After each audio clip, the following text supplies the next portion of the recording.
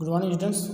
Today in video number 20, we will see the organs of the central government. Yesterday we have seen the total outline summary of the Indian administrative system. So today we will see one by one section. So first section, that is central government. So we will see the organs of central government. Here there are three organs: legislature, executive and judiciary. In legislature there is the Indian Parliament, that is the main legislature of central government. Here there are three organs: Lok Sabha, Rajya Sabha and President. Okay, so in a legislature there are three, means that is Indian Parliament, Lok Sabha, Rajya Sabha and President. Here there are executives, the President, Prime Minister and their council, and here is a Supreme Court. So let us see one by one. Let us see the structure of Indian Parliament. So let us see this here: Lok Sabha, Rajya Sabha and passing a bill. Okay, so we will see the power of President and the power of Prime Minister in separately. So here is a passing a bill, working of this house, Lok Sabha and Rajya Sabha.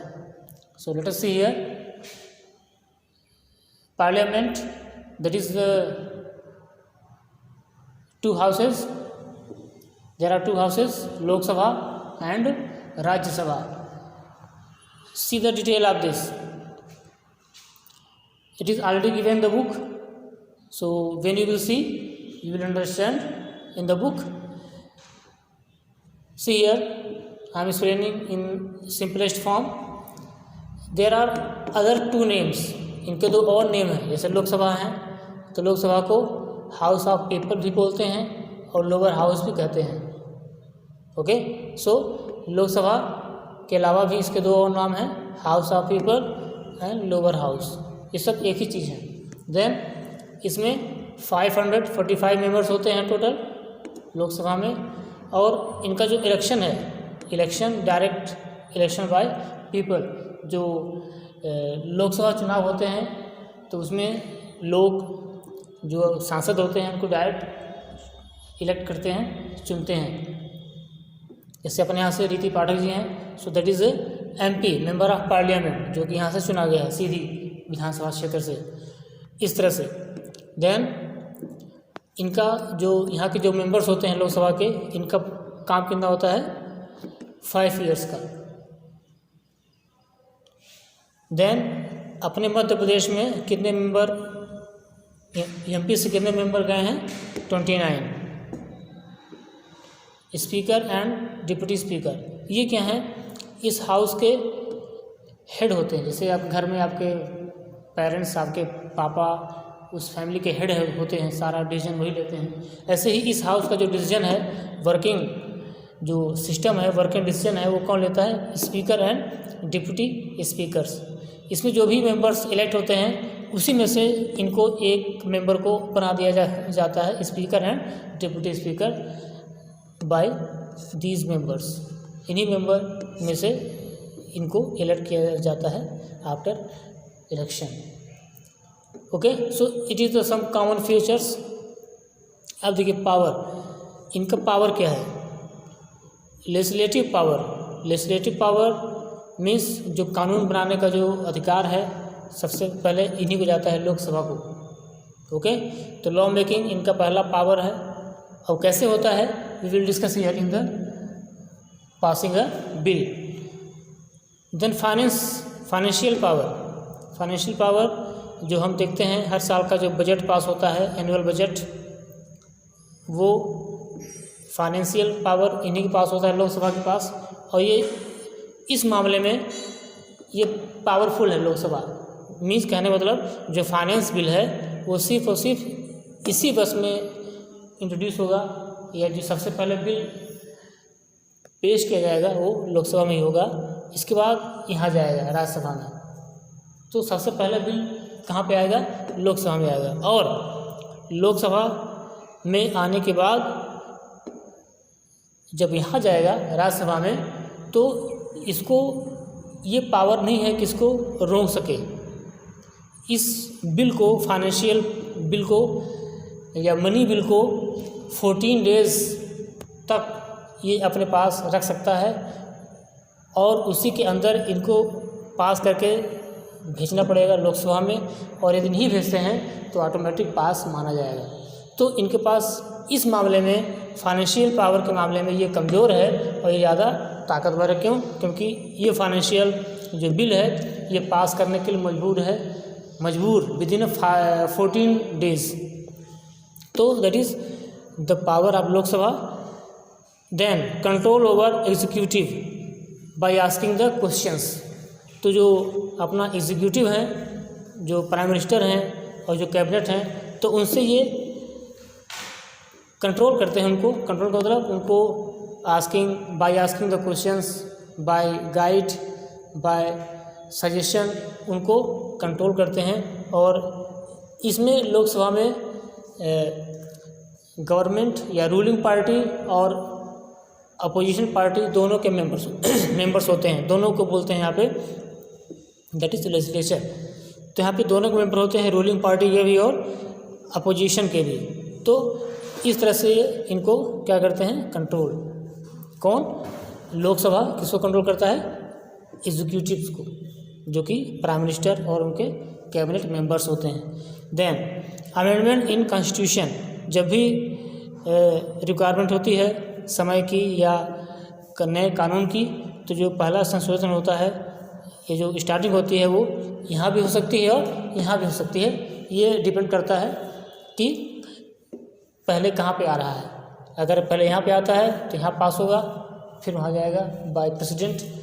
यदि यहाँ आता है तो यहाँ पास होगा, यहाँ से यहाँ पास होगा, फिर कहाँ जाएगा? प्रेसिडेंट। सो इससे मतलब नहीं है कि कहाँ पे आता है, लेकिन अमेंडमेंट का पावर इसको भी है और इसको भी है। इस मामले में दोनों सिमिलर हैं। Then election of president and vice president, ये भी जब भी इलेक्शन होता है प्रेसिडेंट और वाइस प्रेसिडेंट का, तो लोकसभा के मेंबर्स, राज्यसभा के मेंबर्स और जो स्टेट काउंसिल्स होती हैं, मीन्स जो स्टेट लेजिस्लेचर होते हैं, जो MLAs होते हैं, वो भी पार्टिसिपेट करते हैं पूरे देश भर के।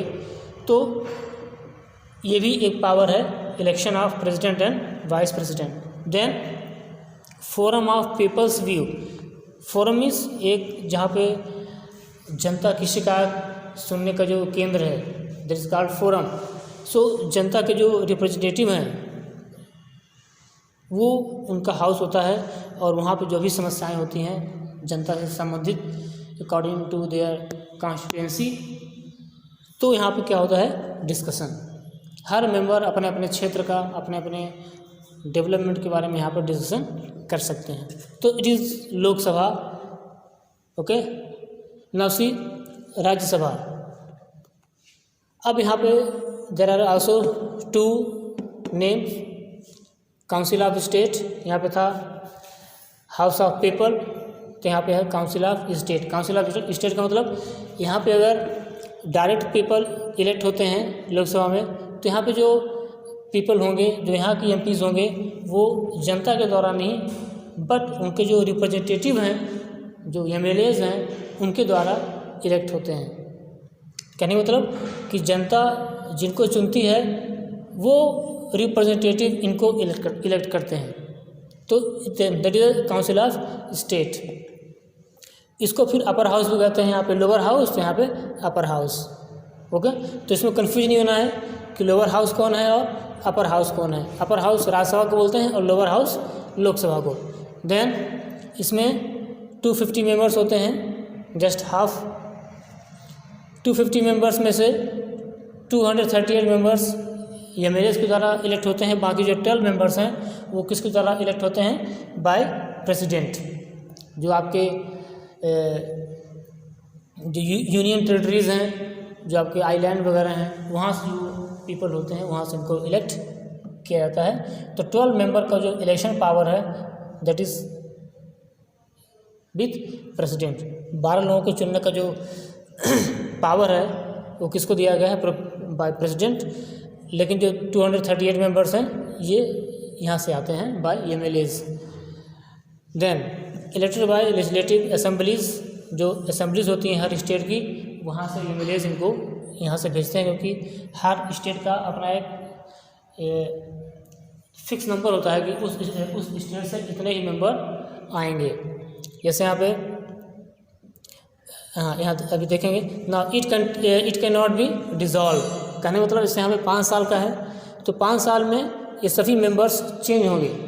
545 के 45 मीन्स 545 मेंबर्स सभी के सभी 5 साल बाद चेंज हो जाएंगे, फिर से इनका इलेक्शन होगा। लेकिन यहाँ पे ऐसा नहीं होता है, यहाँ पे लगभग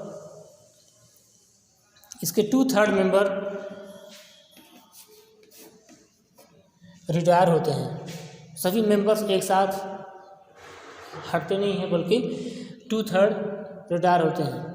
ओके, 2/3 का मतलब जैसे यहाँ पे 3 पीपल हैं तो इसमें से 2 लोग हट जाएंगे और 2 लोग नए आएंगे, तो फिर अगले साल अब इसमें ये हट जाएगा, फिर तीसरा आएगा। इस तरह से इनका जो मेंबर, अब ये जैसे यहाँ पे अभी मेंबर हैं तो 2 साल बाद फिर ये दोनों के दोनों एक साथ हट जाएंगे, फिर उनकी जगह पे तीसरा आएगा। Understand?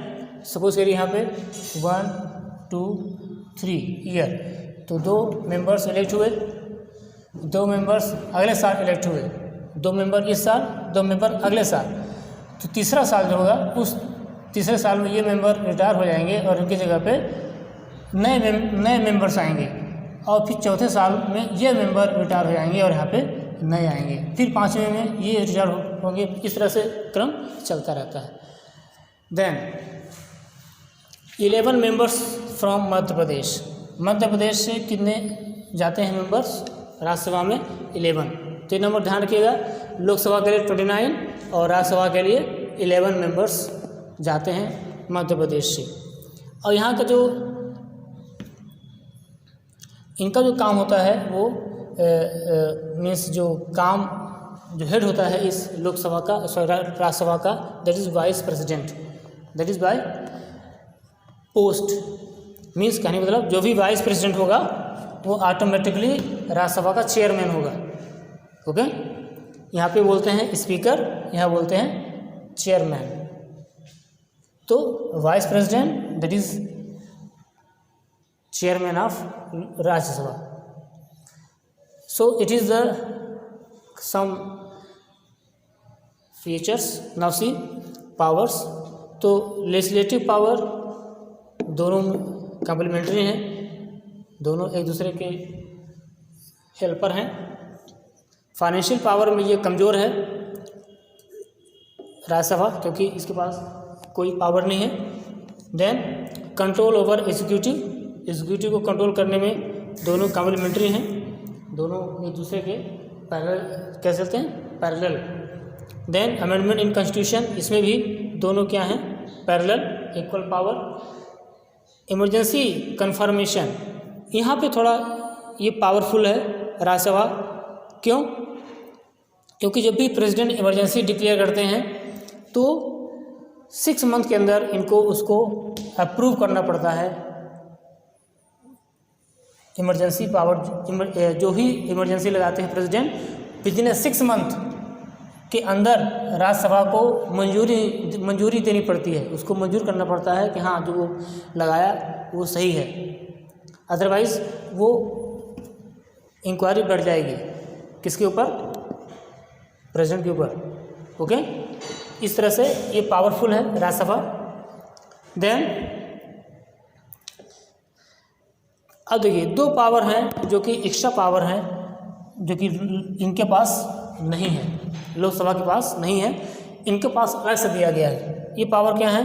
Can declare national importance. Rajya Sabha के मेंबर्स देश के अंदर कहीं पे भी किसी भी जगह को यदि उनको लगता है कि वो नेशनल इम्पोर्टेंस की चीज़ है, कोई बिल्डिंग, कोई प्लेस, कोई मोन्यूमेंट, कोई भी चीज़ उनको लगता है कि ये देश की धरोहर है, एक पब्लिक प्रॉपर्टी है, इसको इम्पोर्टेंस दिया जाना चाहिए, तो वो उस सब्जेक्ट पे लॉ बना सकते हैं और उसको नेशनल इम्पोर्टेंस का दर्जा दे सकते हैं। तो ये पावर किसके पास है? राज्यसभा के पास। देन ऑल इंडिया सर्विसेज जो भी होती हैं, ऑल इंडिया सर्विसेज वो जनरेट करने का, उसको ख़त्म करने का पावर किसके पास होता है? राज्यसभा के पास। कहने मतलब कोई भी नई ऑल इंडिया सर्विस ये जनरेट भी कर सकती है और पुरानी सर्विस को ख़त्म कर सकती है। तो ये दो पावर है, ये किसके पास जाता है? राज्यसभा के पास। ये दो पावर इनके पास नहीं है। ओके, तो ये जो चीज़ें हैं कंपैरेटिव स्टडी है, Lok Sabha and Rajya Sabha. Now see इनका काम कैसे होता है लोकसभा और राज्यसभा में। तो यहाँ पे है पासिंग अ बिल। बिल का मतलब बिफोर लॉ जो भी फॉर्मेट होता है डॉक्यूमेंट का उसको बिल बोलते हैं। ओके, बिल मीन्स लॉ बनने के पहले जो उसका फॉर्मेट है दैट इज कॉल्ड बिल। तो बिल दो तरह का होता है, एक होता है ऑर्डिनरी बिल और दूसरा मनी बिल। ऑर्डिनरी बिल एक जो नॉर्मल बिल होता है जो कि किसी भी चीज़ का हो सकता है, किसी भी सब्जेक्ट पे हो सकता है, लेकिन यहाँ पे एक है मनी बिल मीन्स फाइनेंस से संबंधित बिल को क्या बोलेंगे? Money bill. Okay, so it is different. ये क्या है? ऑर्डिनरी बिल, ये क्या है? Money bill. पैसे से संबंधित जो भी बिल होगा वो किस में आ जाएगा? मनी बिल में। तो बिल दो तरह के होते हैं, एक ऑर्डिनरी और दूसरा मनी बिल। अब देखिए कोई भी बिल हो, चाहे ये हो, इनका प्रोसीजर एक ही होता है। देखिए पहले कैसे? फर्स्ट रीडिंग में जो मेंबर्स होते हैं, सपोज करिए राज्यसभा के ही हैं, तो राज्यसभा के जितने भी मेंबर्स होते हैं, मान लीजिए स्पीकर, यहाँ सब मेंबर बैठे हुए हैं, तो फर्स्ट रीडिंग में जो भी बिल है, सपोज करिए एजुकेशन मिनिस्टर ने बिल पेश किया, तो वो इसमें फर्स्ट रीडिंग में कैप्शन ऑफ बिल मीन्स जो उसके हेडिंग्स हैं, जो मेन टॉपिक्स हैं, उसकी रीडिंग होगी। और यहाँ पे नो डिस्कशन, उस बिल के बारे में मेंबर्स डिस्कस नहीं करेंगे। सिर्फ और सिर्फ जो बिल पेश कर रहा है वो मिनिस्टर बिल की रीडिंग करेगा, ओनली फर्स्ट रीडिंग। तो फर्स्ट रीडिंग में जो भी बिल पेश कर रहा है वो मिनिस्टर उसकी रीडिंग करेगा और अदर मेंबर अभी डिस्कस नहीं करेंगे। और कोई भी बिल पेश करने के पहले, चाहे वो राज्यसभा में हो चाहे वो लोकसभा में हो, स्पीकर को या वाइस प्रेसिडेंट को 1 महीने पहले नोटिस देना पड़ता है, उनको इन्फॉर्म करना पड़ता है, तब जाके 1 महीने बाद वो बिल पेश कर सकते हैं। और कब? जब ये उसको अप्रूव कर दें, उसको स्वीकार कर लें कि हाँ you can present the bill, then जो मंत्री हैं, जो मिनिस्टर हैं, वो बिल पेश कर सकते हैं। तो बिल पेश करने के बाद मीन्स मंजूरी मिलने के बाद होती है फर्स्ट रीडिंग। तो फर्स्ट रीडिंग में सिर्फ और सिर्फ हेडिंग्स को पढ़ा जाता है, उसका डिटेल नहीं पढ़ा जाता है, और इसमें नो डिस्कशन, इसमें कोई भी डिस्कशन नहीं होता है first reading. Then second reading में, अब फर्स्ट रीडिंग के बाद स्पीकर को लगता है कि हाँ ये चीज़ और इसको डिस्कस करना चाहिए, तो टाइम देते हैं 1 दिन का, 2 दिन का, जो भी टाइम है। उसके बाद फिर से मीटिंग होती है हाउस की, और इसमें कॉपी ऑफ बिल में जो जितने भी मेंबर्स हैं उन सबको एक कॉपी दी जाती है, और उसका जो बेसिक फीचर है उस पर डिस्कस किया जाता है, न कि डिटेल, सिर्फ और सिर्फ बेसिक फीचर्स। इसके बाद फिर स्पीकर एक न्यू डेट देंगे, न्यू डेट, और न्यू डेट आने के पहले वो कहाँ पे जाएगी? कमिटी स्टेज में, कमिटी स्टेज को। देन कमिटी स्टेज क्या करती है? उसमें जो भी सुधार करने हैं, पहले कहने मतलब कमिटी स्टेज हर सभा में, हर हाउस में कमिटी होती है। कमिटी किस लिए होती है? ताकि जो बिल है उसको एग्जामिन करे, उस पर रिसर्च करे, उस पर जो भी उसके डिफॉल्ट्स हैं उसको क्लियर करे। सो इट इज़, इसलिए कमिटी बनाई जाती है हर हाउस में अलग अलग। इनका काम क्या होता है? उसको एग्जामिन करना, उस पर रिसर्च करना। तो उस बिल का जो एग्जामिन होता है उसमें जो भी चेंजेस करने होते हैं वो कमेटी करती है। और ये होता है कमेटी स्टेज। तो फिर कमेटी स्टेज के बाद आता है रिपोर्ट स्टेज। अब ये कमेटी रिपोर्ट करेगी हाउस को, फिर से मीटिंग होगी रिपोर्टिंग के टाइम में, ओके। अब इस रिपोर्ट स्टेज में रिपोर्ट ऑफ कमेटी, जो रिपोर्ट कमेटी ने हैंड ओवर की है उस कमेटी पे क्या होगा, डिस्कशन। अब यहाँ पे होगा detail discussion of the bill. अब यहाँ पे क्रॉस क्वेश्चंस होंगे, हर मेंबर सेटिस्फाई होना चाहेगा बिल के बारे में, उसको क्या फ़ायदा मिलेगा, उसको जो क्षेत्र है उससे क्या फ़ायदा होगा, जनता को क्या फ़ायदा होगा, देश को क्या फ़ायदा होगा, ये सब क्रॉस क्वेश्चंस यहाँ पे डिटेल डिस्कशन होता है। कहाँ पे, रिपोर्ट स्टेज में, ओके।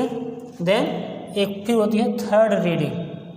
थर्ड रीडिंग में ये होती है लास्ट स्टेज, जो भी अमेंडमेंट है, जो भी सुधार होने हैं, फाइनली उसको पढ़ा जाता है। मीन्स जो भी चेंजेस होने हैं वो कमेटी चेंज करती है। और थर्ड रीडिंग में फाइनल रीडिंग होती है, that is last stage of the reading. Main features को डिस्कस किया जाता है और उसमें कोई भी ज़्यादा डिस्कस नहीं होता है, कोई अमेंडमेंट नहीं, क्योंकि ऑलरेडी क्या है, फाइनलाइज्ड है। देन वोटिंग होती है, ओके। वोटिंग में 2/3 से उसको पास होना पड़ता है बिल को। और फिर बिल अगर पास हो गया, यदि पास हो गया तो फिर कहाँ जाएगा, send to the second house. Second house means चाहे यहाँ से यहाँ या फिर यहाँ से यहाँ। इसके बाद फिर अगर लोकसभा से राज्यसभा में आया तो फिर से ही प्रोसीजर लागू होगा इस हाउस में भी। जो यहाँ पे हुआ वही चीज़ यहाँ पे होगा राज्यसभा में, और फिर से भेजा जाएगा। फिर लास्ट में कहाँ भेजा जाएगा, असेंट टू द प्रेसिडेंट, और फिर वो किसको सौंप दिया जाएगा, president, okay. So in this way it is our topic, the Indian Parliament. It is the working of Indian Parliament. So we have seen houses also and working of house. It is the working of house, passing a bill for both houses, same working system.